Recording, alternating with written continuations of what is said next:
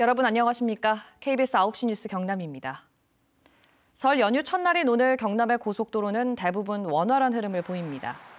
경남 지역 고속도로는 오늘 오전 남해고속도로 순천 방향 7원 분기점 일대에서 정체를 보였지만 오후 들어 빠르게 해소됐습니다.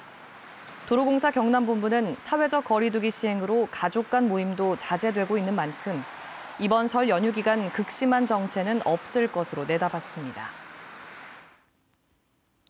남해군이 6.25 전쟁과 월남전에 참전한 유공자들의 생생한 증언을 남기는 사업을 펼치고 있습니다. 70년 전 전쟁의 아픈 역사를 후손들에게 들려주기 위해서입니다. 윤현석 기자입니다. 올해 93을 맞은 6.25 전쟁 참전 유공자 이간 씨가 그날의 기억을 되새깁니다. 제5보병 사단에서 육군 소위였던 이 씨는 70년 전 생사를 넘나들며 전투를 벌였던 순간들을 생생하게 전합니다. 연락배의 삽질하고 내가 마대를 탁 받았어. 그 순간에 조금 있으니까 우리가 작업하는 거기에 바로 저기 곡사포타에 와서 똑 떨어지는 기라. 그 연락배는 이 업대에서 삽질하던 게 굉장히 적살했어. 나는 그때 살고. 57년 전 월남전에 참전했던 방재윤 씨. 19살이 되던 해인 지난 1965년 베트남에 파병돼 2년 동안 경기관총 사수인 보병 임무를 맡았습니다. 청룡부대 마크가 찍힌 해병대 앨범과 사진에는 20살 안팎의 청년들의 전쟁 속 모습이 담겼습니다. 투망작전에서 중대장을 포함한 대부분의 동료가 전사하고 7명만 살아남았습니다. 귀국을 해갖고 하나도 못 만났어요. 그 해병대 당시 그때 당시는 우리 기수가 거의 다 전멸을 했다고 봐. 그러면 지금 55년 이상 지난 세월인데 하나도 못 만났다고. 이거라도 이제 남겨보자. 현재 남해군의 6.25 전쟁과 월남전 참전 유공자는 467명. 남해군은 고령의 참전 유공자들의 집을 찾아 면담일지와 녹음기를 통해 증언을 남기고 있습니다. 월남전 참전 유공자인 72살 서상길 씨도 선뜻 동참했습니다. 상당히 많은 분들이 돌아가시고 또 대부분 사람들이 또 몸이 아파가지고 정말 이대로 있다가는 그분들이 6.25 참전 흔적이 다 없어질 거 아니냐 그런 염려 때문에. 남해군은 참전 유공자들의 생생한 기억과 아픔을 공유하기 위해 수집한 자료를 모아 전시관 등을 운영할 계획입니다. KBS 뉴스 윤현서입니다.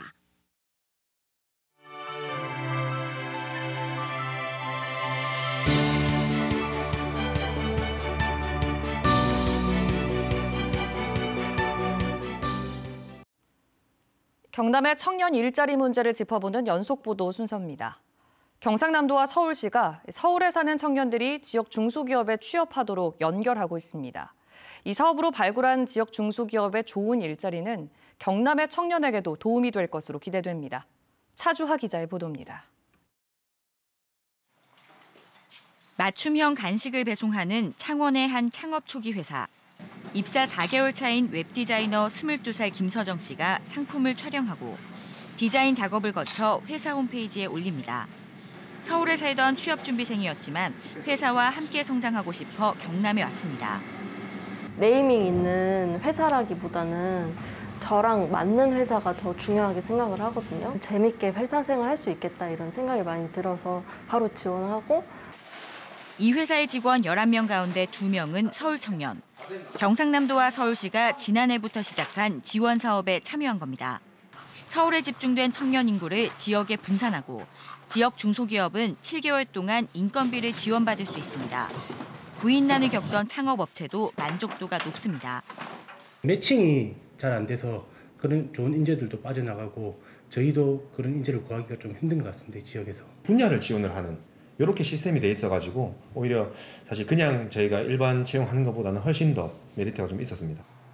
서울에서 엔지니어로 일하던 28살 유상원 씨도 경남에서 개발자로 첫 발을 내디뎠습니다. 경남에서 창업할 계획도 구상하고 있습니다.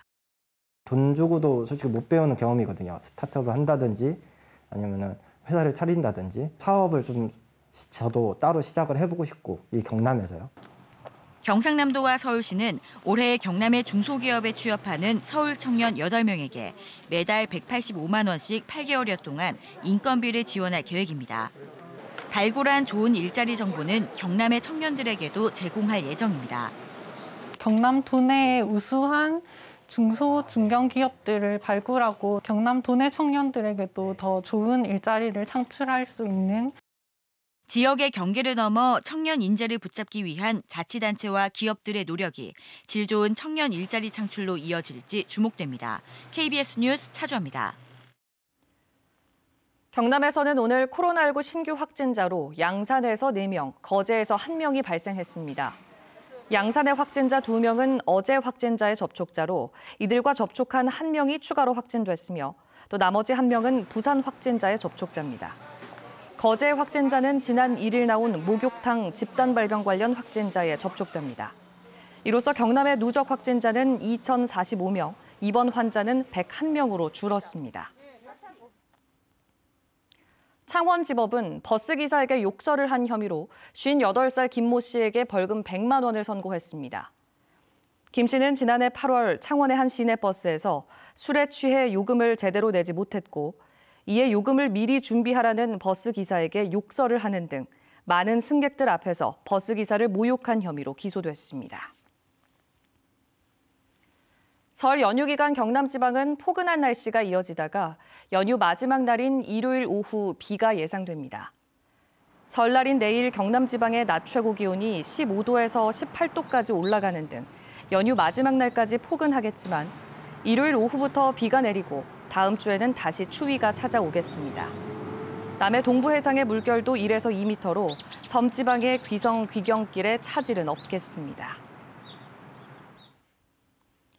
지난해 8월 여름 집중호우 때 남강댐과 합천댐의 과다 방류로 피해를 본 주민과 자치단체 등이 수해 원인을 공동조사합니다.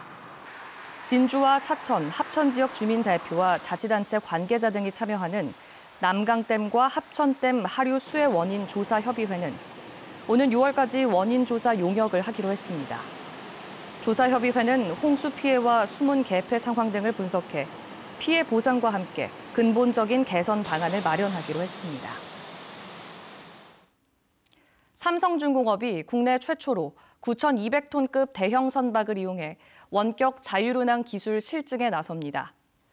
삼성중공업은 목포 해양대학교와 협약을 맺고 실습선인 세계로호에 독자 개발한 원격 자율운항 시스템을 탑재해 이르면 8월부터 목포, 제주 일부 구간에서 기술 실증을 하기로 했습니다. 이번 실증이 성공하면 삼성중공업은 대형 선박 원격 자율운항 기술을 확보한 세계 첫 조선사가 됩니다. 지금까지 경남 소식 전해드렸습니다.